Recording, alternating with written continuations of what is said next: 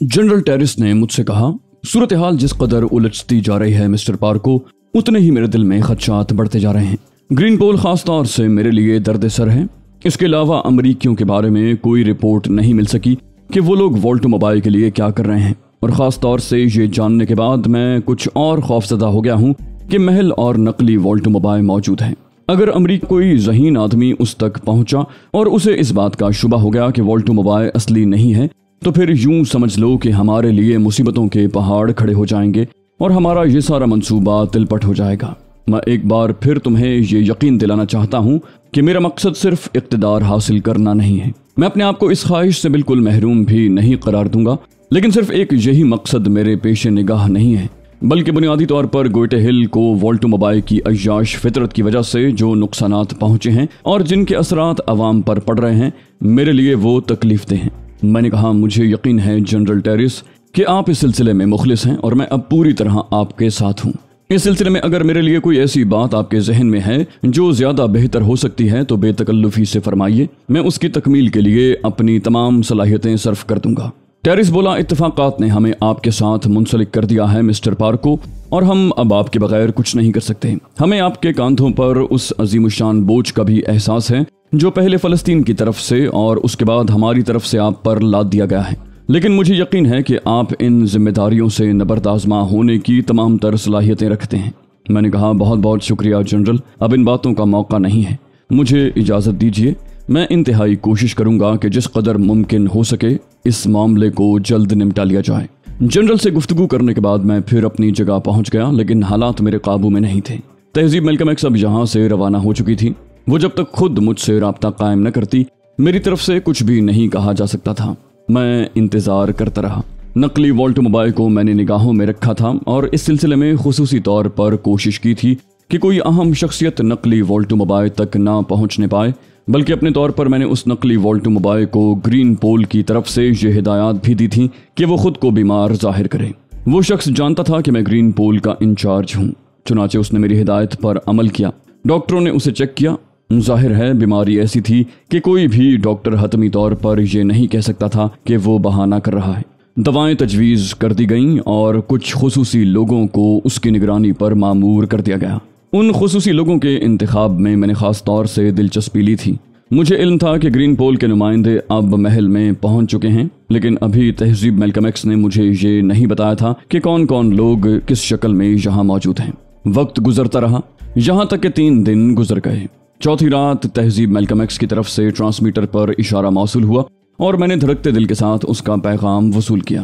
तहजीब की आवाज़ सुनाई दी, हेलो मिस्टर पार्को। मैंने पूछा, कैसे मिजाज हैं तहजीब? बोली, बिल्कुल ठीक हूँ, दिन रात मसरूफ़ हूँ। यूँ समझ लो कि इन 3 दिनों में जब से तुमसे राब्ता कायम नहीं हुआ, मैंने आराम का एक लम्हा भी नहीं गुजारा। मैंने कहा, काश मैं तुम्हारे साथ होता और तुम्हारा हाथ बटाता। वो बोली, तुम्हें मेरा हाथ बटाना होगा, लेकिन अभी नहीं, अलबत्ता तैयार रहो उसके लिए। मैंने कहा, फिलहाल तो ये बातें रहने दो, ये बताओ कि सूरत हाल क्या है। बोली, निहायत शानदार और तसल्ली बख्श। तुम्हारे लिए मैंने ऐसी फ़ज़ा पैदा कर दी है कि अब ग्रीन पोल के ख़ास लोग भी तुम्हारी बातें करने लगे हैं। मैंने कहा, उसके लिए पेशगी शुक्रिया। प्रोग्राम किस मरहले में दाखिल हो चुका है? तहजीब बोली, अगर कोई अहम बात ना होती तो मैं अभी तुमसे राब्ता कायम न करती। मैंने कहा, गुड, तुम वो अहम बात मुझे बताओ। उसने कहा, इस तरह नहीं, कल दिन में 1 बजे तुम्हें एक ख़ास जगह पहुंचना है, वहां का पता नोट कर लो, बाकी गुफ्तगू वहीं पर होगी। मैंने कहा, पता बताओ, और तहजीब मेलकम एक्स ने एक पता दोहरा दिया। मैंने ये पता नोट कर लिया था। उसके बाद तहजीब से थोड़ी देर तक गुफ्तगू होती रही और फिर ट्रांसमीटर बंद कर दिया गया। मेरे जहन में खलबली सी मच गई थी। उस जगह पहुंचने का सबब क्या था? तहजीब ने मुझे क्यों तलब किया था? खुदा करके रात गुजरी, दूसरी सुबह का आगाज हुआ। उस दिन मैंने जानबूझकर जनरल टेरिस से राब्ता कायम नहीं किया था।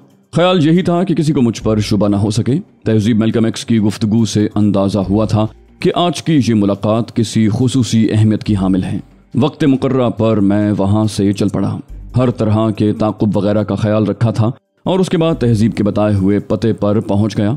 बिल्कुल नई और अजनबी इमारत थी मेरे लिए। ग्रीन पोल के नुमाइंदों ने वोल्टोमोबाइल के उस मुल्क में अच्छी खासी मुराद हासिल कर ली थी और यहाँ अपने कदम जमा लिए थे। बाज़ औक़ात तो मुझे यूँ महसूस होता था जैसे ये मुमलिकत किसी एक पावर से मंसूब न हो, बल्कि हर शख्स अपने पंजे यहाँ गाड़े हुए हो। अमरीकियों के मामलात के बारे में अलबत्ता मुझे ये हैरत थी कि वो पेश मंजर में रहकर काम नहीं कर रहे थे, या फिर दूसरी बात ये हो सकती थी कि उन्होंने अपने तौर पर यह तसव्वुर कर लिया था कि वॉल्टो मोबाइल के खिलाफ कोई मौसर कार्रवाई नहीं हो सकती और वो महफूज रहेगा। ठीक 1 बजे मैं उस इमारत में दाखिल हो गया और वहाँ मेरा पुरतपाक इस्तकबाल किया गया। आज कुछ नई और अजनबी शक्लें भी सामने थीं। तहजीब मैल्कम एक्स अपनी असल शक्ल में मौजूद थी। शायद मेरा ही इंतजार था, चूंकि उसके फौरन बाद मीटिंग का आगाज हो गया। मीटिंग में 7 अफराद शरीक थे, 5 बाहर के लोग थे, 6ठी तहजीब मैल्कम एक्स और 7वां मैं। हमारे सामने फाइल रखे हुए थे। तहजीब मैल्कम एक्स ने एक दराज कामत शख्स से, जिसे मिस्टर हैंसन कहकर मुखातिब किया गया था, मीटिंग की कार्रवाई का आगाज करने की दरखास्त की और हैंसन ने अपने सामने रखी हुई फाइल खोल ली। फिर वो फाइल पर लगे हुए कागजात को पढ़ते हुए बोला, मिस्टर पार्को, ग्रीन पोल की जानिब से आपकी खिदमात का एतराफ़ करते हुए आपको मुबारकबाद पेश की जाती है और अब आपकी हैसियत हमारे दरमियान एक मुस्तकिल नुमाइंदगी है। ग्रीन पोल की जानिब से आपको तमाम सहूलतें मुहैया कर दी जाएंगी। आपको आपकी ख्वाहिश के मुताबिक फ़िलहाल 3 का ओहदा दिया जा रहा है और उसके बाद शायद एक मुख्तसर अरसे में ही आपकी खिदमात को मद्देनज़र रखते हुए 2 का ओहदा पेश कर दिया जाए। आपके फ़राइज़ की पहली तकमील के सिलसिले में 2 की तरफ से जो हिदायत जारी हुई हैं उनकी तफसीलात ये हैं। नंबर 1, गोटे हिल में वॉल्टो मोबाइल के खिलाफ जो मुहिम चल रही है उसे मुकम्मल तौर पर कुचलना आपका पहला फ़र्ज़ करार दिया गया है। और जैसा कि ग्रीन पोल के इल्म में है कि आपने अपने बेहतरीन अमली इक़दामात से ऐसे हालात पैदा कर दिए हैं कि वॉल्टो मोबाइल की हुकूमत को उसके दुश्मनों से बचाया जा सके।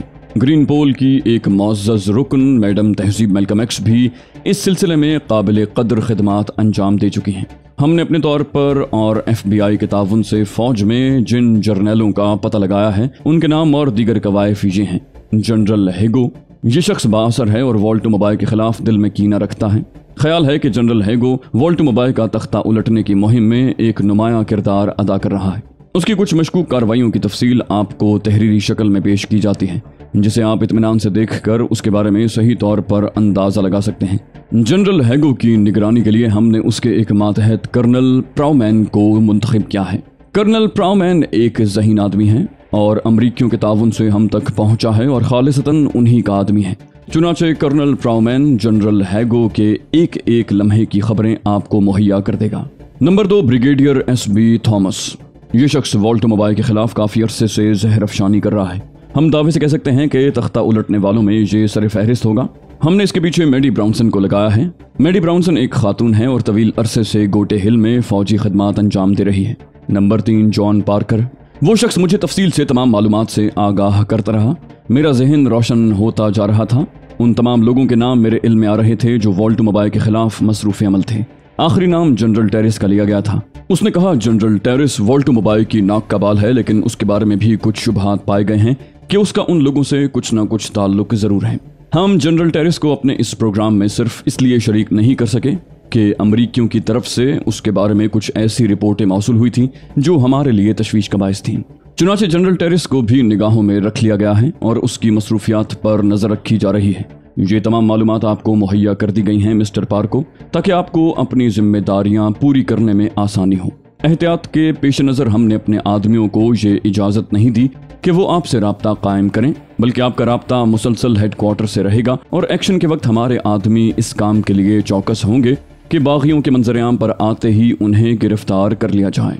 इस सिलसिले में भी तमाम तफसीलात आपको तहरीरी तौर पर पेश की जा रही हैं और अब आप इस मुहिम को सर अंजाम देने के लिए खुद को तैयार कीजिए ताकि वॉल्टो मोबाइल के दुश्मन अपनी कोशिशों में कामयाब ना हो सकें। 1 बजे से लेकर 3:30 बजे तक ये मीटिंग जारी थी और मुझे वो तमाम बारीक से बारीक नुक्ते समझा दिए गए जो इस मुहिम के सिलसिले में अहम हो सकते थे। फिर मीटिंग ख़त्म हो गई, चाय का दौर चला। उसके बाद मैं वहाँ से रुखसत होने के लिए तैयार हो गया। तहजीब मैल्कम एक्स मेरे साथ आई थी। बकिया लोगों को हमने वहीं छोड़ दिया था। उसने सवाल किया, कोई और मसरूफियत है अली? मैंने कहा नहीं। उसने पेशकश की, तो आओ कुछ देर बैठें, और मैं उसके साथ चल पड़ा। मैं खुद भी तहजीब मैल्कम एक्स के साथ कुछ वक्त गुजारना चाहता था ताकि इस सिलसिले में मजीद अहम मालूमात हासिल कर ली जाएं। नशिस्तगाह में पहुँच कर मैंने कहा, तहजीब, मेरा ख्याल है तमाम काम नहायत खुश उसलूबी से चल रहे हैं। अलबत्ता मैंने जिस काम का आगाज़ तुम्हारे साथ किया था उसे तन्हा अंजाम देते हुए कुछ अजीब सी कैफियत का शिकार हो जाता हूँ। तहजीब ने मुस्कुराती निगाहों से मुझे देखा और फिर बोली, होशियारी से काम करो। मैं तो सिर्फ इस बात से खुश हूँ कि तुम्हें वो हैसियत हासिल हो गई जो मेरी दिली ख्वाहिश थी। اس کے بعد کی زندگی میں ہم تم کبھی الگ نہیں ہوں گے۔ میں نے کہا والٹر موبائے کس حال میں ہے؟ یقینی طور پر اکتایا ہوا تو ہوگا۔ تیزی بولی کیتھی براؤن کی گمشدگی کے بعد والٹر موبائے کا خاص خیال رکھا جا رہا ہے۔ ہم نے ایک بالکل ہی نئے انداز میں سوچا ہے اور والٹر موبائے کے تحفظ کے لیے منفرد طریقہ اختیار کیا ہے۔ میں نے پوچھا وہ کیا؟ بولی والٹر موبائے اپنی اصل شکل میں نہیں ہے، اسے صورتحال کا صحیح طور پر اندازہ ہے اور وہ اس وقت ایک اسپتال میں داخل ہے۔ یہ اسپتال بہت چھوٹا سا ہے اور کسی خاص شہرت کا حامل نہیں ہے۔ والٹر موبائے کے چہرے پر میک اپ کر دیا گیا ہے اور کچھ اہم لوگوں کو اس کی نگرانی پر مامور کر دیا گیا ہے۔ میں نے کہا گڈ۔ پھر بولی گرین پول کے تمام افراد ہر شعبے سے بالا تر رہ کر کام کرنا چاہتے ہیں۔ تہذیب نے اپنی بات جاری رکھی۔ اس بات کے امکانات ہم نے نظر انداز نہیں کیے کہ ان پر بھی نگاہ رکھی جاتی ہے، اس لیے تمام معاملات اسپتال ہی کے سپرد کر دیے گئے ہیں۔ والٹر موبائے کیریمائن اسپتال کے کمرہ نمبر 120 کا مریض ہے، وہ وہاں پر مطمئن ہے۔ بس اسے یہی تردد ہے کہ اس کی غیر موجودگی میں کہیں اس کے دشمن حکومت پر قابض نہ ہو جائیں۔ اس کے لیے اسے اطمینان دلا دیا گیا ہے۔ والٹر موبائے کے بارے میں یہ تمام معلومات حاصل کرنے کے بعد اور کوئی ایسی بات نہیں رہی تھی جو میرے لیے قابل تشویش ہوتی۔ چنانچہ تھوڑی دیر کے بعد میں تہذیب میلکم ایکس سے اجازت لے کر چل پڑا۔ وہ تمام کاغذات میرے پاس موجود تھے جو میرے حوالے کیے گئے تھے اور اب مجھے نہایت ہوشیاری سے جنرل ٹیرس کو اس مہم کے بارے میں اطلاع دینی تھی۔ ان تمام ثبوت اور شواہد کے ساتھ جو میرے پاس موجود تھے، گویا اس طرف سے میرا کام مکمل ہو گیا تھا اور اب جنرل ٹیرس کو اپنی کامیاب مہم کے لیے اپنے طور پر سب کچھ کرنا تھا۔ مجھے یہ بھی اندازہ تھا کہ کوئی غیر متوقع بات نہیں ہو سکتی۔ دونوں حریف میرے قبضے میں تھے۔ والٹر موبائے کی طرف سے گرین پول اور امریکی ادارے کام کر رہے تھے اور ان میں سے کم گرین پول پر میرا پوری طرح اثر تھا۔ انقلاب کے حامی جنرل ٹیرس کے اشاروں پر ناچ رہے تھے اور میں نے جنرل ٹیرس کی شہرت پر بھی ہاتھ رکھا ہوا تھا۔ میں انتہائی مہارت اور ذہانت سے اس وقت ماسٹر آف سچویشن بن گیا تھا اور ایک پورا ملک میری انگلیوں کے اشارے پر ناچ رہا تھا۔ تہذیب میلکم ایکس سے رخصت ہو کر ایک بار پھر میں محل میں واپس آ گیا۔ اب مجھے آئندہ کے لیے منصوبہ بندی کرنا تھی۔ میری ذرا سی لغزش سارا کھیل بگاڑ سکتی تھی۔ میری گردن موت کے پھندے میں جا سکتی تھی اور اس کے بعد میرے لیے گلو خلاصی کی کوئی صورت مشکل ہی سے نکل سکتی تھی۔ چنانچہ جو کچھ بھی کرنا تھا مکمل احتیاط اور ذہانت سے کرنا تھا۔ فاخرہ یعقوبی سے ملاقات کے بعد کم از کم اس بات کا مجھے یقین ہو گیا تھا کہ اسرائیلی ایٹمی پلانٹ کی تباہی کا تمام کام مجھے نہیں کرنا ہوگا۔ ہاں، اگر فاخرہ اسرائیلی ایٹمی پلانٹ کی تباہی کے لیے کوئی مؤثر منصوبہ نہ بنا سکی تو ان معاملات سے فارغ ہونے کے بعد جنرل ٹیرس کی مدد سے میں یہ کام کر سکتا تھا، لیکن اس میں بھی کوئی حرج نہیں تھا کہ فاخرہ یعقوبی بھی اس دوران مصروف عمل رہے اور اگر کامیاب ہو جائے تو جنرل ٹیرس کو براہ راست اس چکر میں نہ الجھنا پڑے۔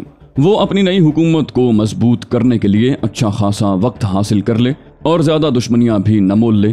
اسرائیل ایٹمی پلانٹ کی تباہی کے بعد اگر دوسرے لوگ اس سے رابطہ قائم کرتے ہیں اور دوبارہ اس پلانٹ کے قیام کے لیے کوشاں ہوتے ہیں تو ظاہر ہے جنرل ٹیرس ان لوگوں کو اس کی اجازت نہیں دے گا، کیونکہ وہ خود فلسطینیوں کا حامی تھا۔ ہاں، اگر یہ پلانٹ قائم رہ جائے اور اسی طرح اپنا کام کرتا رہے تو شاید جنرل ٹیرس کو اسے ختم کرنے کے لیے خاصی مشکلات کا سامنا کرنا پڑے۔ میں نے فیصلہ کر لیا تھا کہ اگر فاخرہ یعقوبی اپنے اس پلان کو کامیاب نہ بنا سکی تو انقلاب کے بعد جنرل ٹیرس سے اس موضوع پر گفتگو کروں گا اور اس سے امداد حاصل کرنے کے بعد خفیہ طور پر اس ایٹمی پلانٹ کو تباہ کرنے کی کوشش کروں گا۔ فی الحال جنرل ٹیرس کو اس تمام صورتحال سے آگاہ کرنے کے بعد اسے عمل کے لیے تیار کرنا تھا۔ چنانچہ میں نے ایک مناسب وقت کا انتخاب کیا اور بالکل اچانک ہی کیتھی براؤن کے پاس پہنچ گیا۔ کیتھی براؤن میری آمد سے خوش ہوئی تھی، مجھے دیکھ کر کھل اٹھی۔ مسکراتے ہوئے بولی، کمال ہے مسٹر پارکو، تمہارے بارے میں جب بھی کچھ سوچتی ہوں تم میرے سامنے آ جاتے ہو۔ میں نے مسکراتے ہوئے کہا، یہ کام تو شیطان کے سپرد تھا میڈم براؤن۔ کیتھی بولی، ارے نہیں، شیطان تو تمہیں کسی طور کہا ہی نہیں جا سکتا۔ میں نے مسکراتے ہوئے کہا، یہ آپ کی محبت ہے، جو دل چاہے کہہ سکتی ہیں۔ وہ بولی، کیا بات ہے، بہت خوش ہو آج۔ میں نے کہا، یہ بتائیے جنرل کہاں ہیں؟ کیتھی بولی، اس وقت یہاں موجود نہیں۔ میں نے پوچھا، پھر کہاں ہیں؟ بولی، کوئی خاص بات؟ میں نے کہا، ہاں۔ بولی، مجھے نہیں بتاؤ گے؟ میں نے کہا، جنرل کی موجودگی میں سب کچھ بتانا بہتر ہوگا۔ کیتھی براؤن بولی، ایک بات بتاؤ پارکو، بیٹھے تو صحیح، اکھڑے کیوں باتیں کر رہے ہو؟ کیا جلدی واپس جانا ہے؟ میں نے کہا، نہیں میڈم، ایسی تو کوئی بات نہیں ہے، اور اس کے سامنے پڑی ہوئی کرسی پر بیٹھ گیا۔ بولی، تمہارے بارے میں بہت کچھ جاننے کو جی چاہتا ہے۔ میں نے کہا، ابھی اس کا وقت نہیں ہے۔ میرا خیال ہے کہ اگر آپ اپنی کوششوں میں کامیاب ہو گئیں اور اس کے بعد ہمیں کچھ وقت ملا تو یہ گفتگو اس وقت کے لیے بہت بہتر رہے گی۔ کیتھی نے کہا، خیر، میں نے تمہاری شخصیت میں کچھ خاص باتیں محسوس کی ہیں۔ میں نے پوچھا، وہ کیا؟ کیتھی براؤن نے کہا، تم ناقابل تسخیر انسان معلوم ہوتے ہو، مضبوط قوت ارادی کے مالک، बर वक्त और दुरुस्त फैसला करने वाले।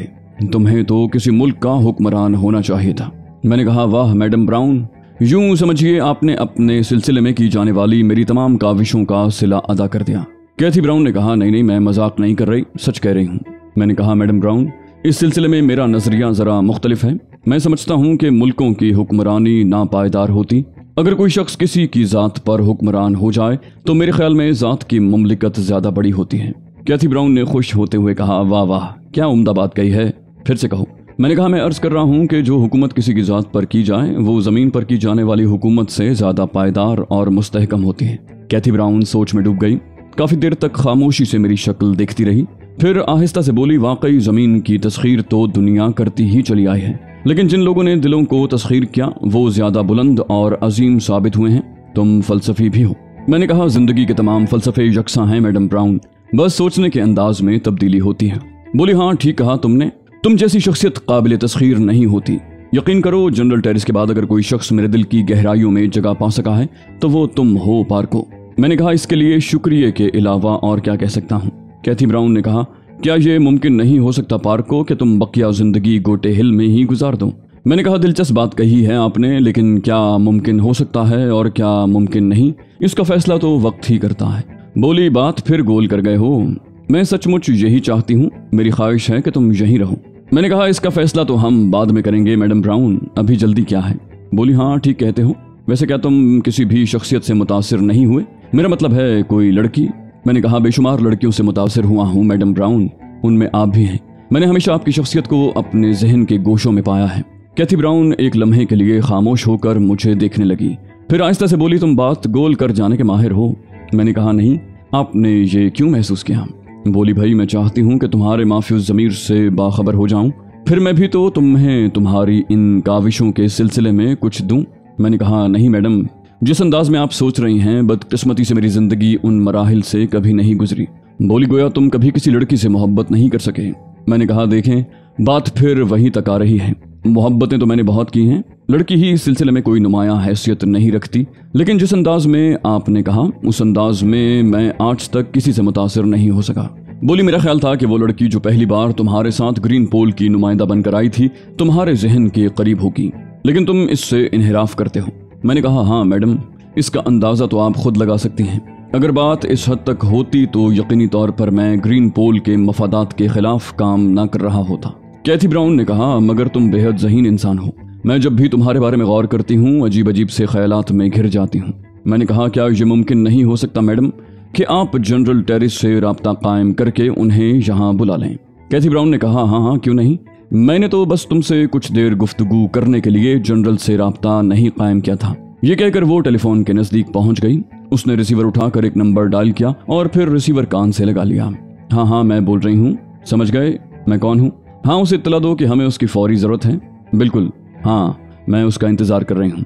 नहीं नहीं, किसी भी काम में मसरूफ़ हो उसे फ़ौरन यहाँ भेज दो, ऐसी ही ज़रूरत है। कैथी ब्राउन ने रिसीवर रख दिया। मैं खामोशी से कुर्सी की पुश्त से टेक लगाए दीवार को घूर रहा था। बोली, जनरल अभी थोड़ी देर के बाद आ जाएगा। मैंने कहा, यह आपने किसको फ़ोन किया है? बोली, अपने खुफिया डिपार्टमेंट को। हम गोलमोल अंदाज में गुफ्तगू करते हैं और किसी को अंदाज़ा नहीं हो सकता कि कौन किससे क्या कह रहा है। मैंने कहा, अच्छा अंदाज है, बहुत ज़्यादा पेचीदगी भी बाज़ औक़ात नुकसानदेह हो जाती है। कैथी ने कहा, कुछ मंगवाऊँ तुम्हारे लिए? मैंने कहा, कोई ख़ास ज़रूरत तो महसूस नहीं कर रहा। बोली, फिर भी कुछ तो। फिर उसने उन्हीं लड़कियों में से एक को तलब करके कोई मशरूब लाने के लिए कहा और हम दोनों काफ़ी देर तक एक दूसरे के सामने खामोश बैठे रहे। आखिर कैथी ब्राउन ने ही सुकूत तोड़ा। बोली, तुम्हारा क्या ख्याल है, क्या टेरिस अपनी कोशिशों में कामयाब हो जाएगा? मैंने कहा, इम्कानात तो हैं इसके मैडम। अभी जनरल टेरिस को मैं जो कुछ बताने वाला हूँ उसके बाद हमारे काम में तेज़ी आ जाएगी। बल्कि अब इस मामले में जनरल टेरिस के लिए कोई बड़ी उलझन नहीं रही। वो अगर चाहें तो अपने काम का आगाज़ कर सकते हैं। कैथी ब्राउन संभल कर बैठ गई। बोली, क्या वाकई? मैंने कहा, हाँ मैडम, हालात ऐसा ही रुख इख्तियार कर चुके हैं और मेरा ख्याल है हमें काम करने के लिए बेहतरीन मौक़े हासिल हो गए हैं। कैथी ब्राउन ने कहा, खूब, मैं जनरल की गैर मौजूदगी में तुमसे इस बारे में कुछ नहीं पूछूंगी। मैं खुद भी उसे कुछ नहीं बताना चाहता था। काफ़ी देर तक हम लोग रस्मी गुफ्तगू करते रहे। उसके बाद जनरल टेरिस कमरे में दाखिल हो गया।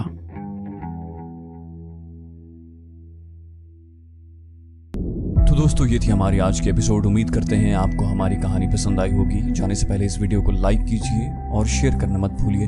कमेंट करके हमें बताइए कि आपको हमारी वीडियो कैसी लगी। और अगर अभी तक आपने इस चैनल को सब्सक्राइब नहीं किया तो इसे सब्सक्राइब कीजिए और बेल आइकन दबाकर ऑल नोटिफिकेशंस ऑन कर लीजिए।